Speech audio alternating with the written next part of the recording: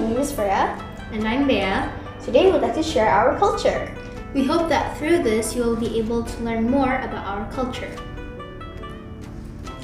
We'd like to start off with the introduction, our origins and values, our celebrations and holidays, our society life, and finally, our personal experience. Let's begin with the introduction. Indonesia is a very, very diverse country with hundreds of different cultures. The Chinese people here in Indonesia have a very unique one. It's a mixture of both.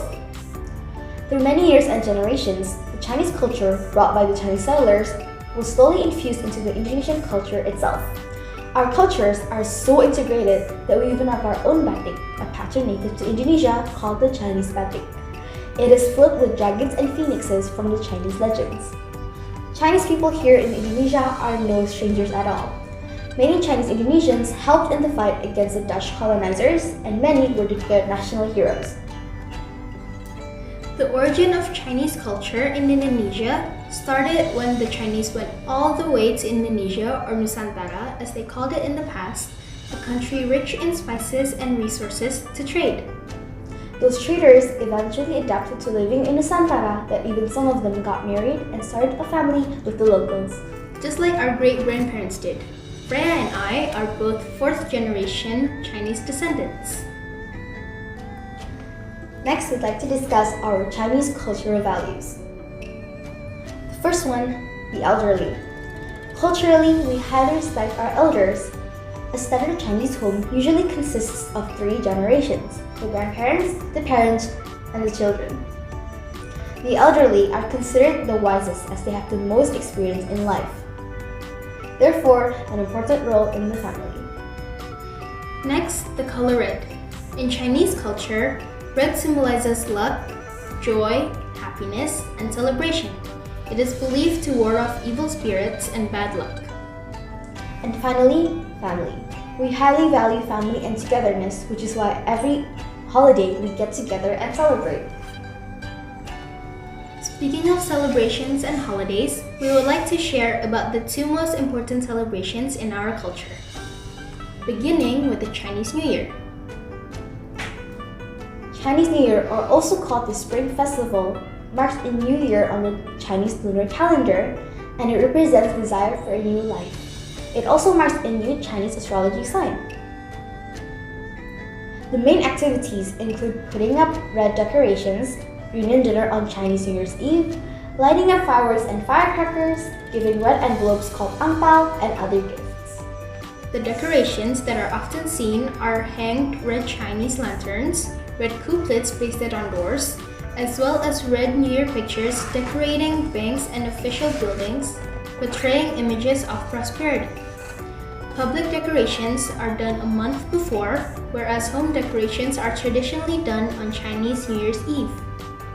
The meal that we eat on the Chinese New Year's Eve, the reunion dinner, is believed to be the most important meal of the year. Some of the most famous dishes include fish, dumplings, spring rolls, and of course, noodles. They symbolize lucky meanings such as prosperity, wealth, happiness, and longevity or old age. Famous traditional greetings, or Gong Xi Fa Cai, means something along the lines of wishing you prosperity and good fortune. It has been a long Chinese tradition to set off firecrackers from the very first minutes of our New Year. It is an essential festivity. And as the Chinese New Year is a time for giving, there are lots of gifts that we can give, such as the traditional red envelopes filled with money, or ang pao, which are given from elders to youngers and unmarried children, as well as other material goods. However, you must know that there are some basic rules to follow when selecting and giving gifts. First, when choosing a color of the gift and wrapping, avoid the color white as it is associated with funerals, as well as the color black or blue as they're both synonymous with death. The best color choices are red, yellow, and gold. You can see this everywhere in Chinese culture as they symbolize wealth and prosperity. The second is to never give a monetary amount that includes a 4, as the Chinese pronunciation of 4, 4, is very close with the pronunciation of death, 死. Since the luckiest number in China is 8, a number like 88 is an ideal amount to give. Besides money, this rule can also be followed when giving goods. As you can see, most Chinese hotels and buildings avoid having the 4th floor. Next, we're going to talk about the Mooncake Festival. Here we have prepared a very short video to better illustrate the legend behind this festival.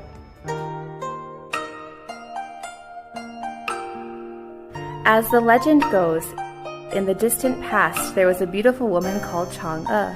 Her husband Hou-Yi was a brilliant archer. At that time, there were 10 suns in the sky, and the people on Earth were living in the blistering heat. To save the Earth, Hou-Yi used his bow and arrow to shoot down 9 of the suns. Hou-Yi was respected as the national hero and received an elixir of immortality as a reward for saving the people from the heat of multiple suns. However, the elixir only had enough for one person, and both Chang'e and Hou-Yi didn't want to leave each other. But one day, one of Hou-Yi's students tried to steal the elixir when he wasn't home. In order to protect the elixir from thieves,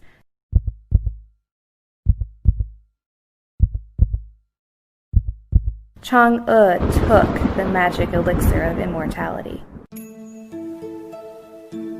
Then she flew to the moon and became the moon goddess, leaving her husband behind.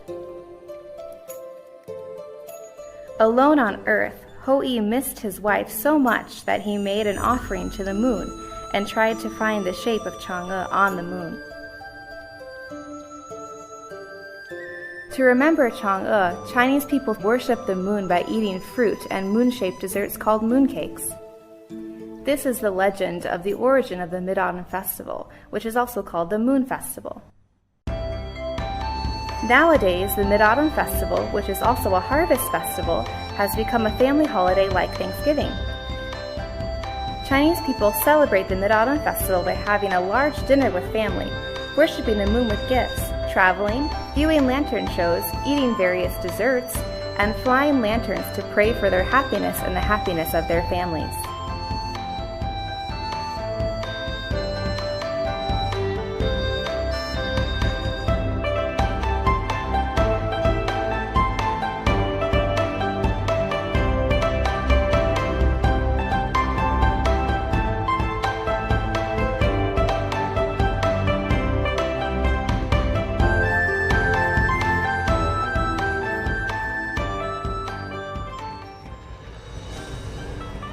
The Mooncake Festival, also known as the Mid-Autumn Festival, falls on the 15th on the 8th month on the Chinese lunar calendar. It is the second most important celebration after the Chinese New Year. The simplest greeting, 中秋快乐, means Happy Mid-Autumn Festival. This festival has a history of over 3,000 years. It used to be celebrated to thank the moon for the harvest and to celebrate the people's hard work. But nowadays, it is mostly celebrated as a time for family reunions. Next, we're going to talk about the society life. Olifant, along with other schools, join a parade every year to celebrate the Chinese New Year. We also eat mooncakes in class for the Mooncake Festival. Besides that, schools in Indonesia teach Mandarin as well. Our school teaches many different languages, such as Mandarin, English, Bahasa Indonesia, and Japanese, as well as German and Korean. Lots of Indonesians have come to love Chinese food, so you can definitely find lots of Chinese restaurants here. Most of the foods just taste just like the ones in China, as the recipe was passed down through generations. And finally, we'll talk about our personal experiences living in Indonesia as a foreign ethnicity. Personally, being a Chinese descent living in Indonesia hasn't had a big impact on my everyday life, since the people I am surrounded by are mostly also of Chinese and/or Chinese descents. Fortunately, at my school, we celebrate and respect the diversity of races, ethnicity, and culture of the students. For example, every year our school holds an event to celebrate the Mooncake Festival, where we will dress in red clothes or Chinese attire, eat mooncakes, etc. My experience as a foreign ethnicity fortunately does not make a huge difference in my day-to-day life either. Like Bea said, most of my friends are also Chinese or of Chinese descent. I never felt unwelcomed because of my race, and Olifant respects all sorts of diversity in all kinds of races. We believe in unity and diversity as our motto. As Indonesia is a very diverse country, we are stronger together, united. Ethnically, I embrace my culture as Chinese, but I am very proud to say that I am Indonesian. We're so grateful that we were given this opportunity to share our beautiful culture with you guys. Thank you so much for listening to our presentation. Or as we say in Mandarin, 谢谢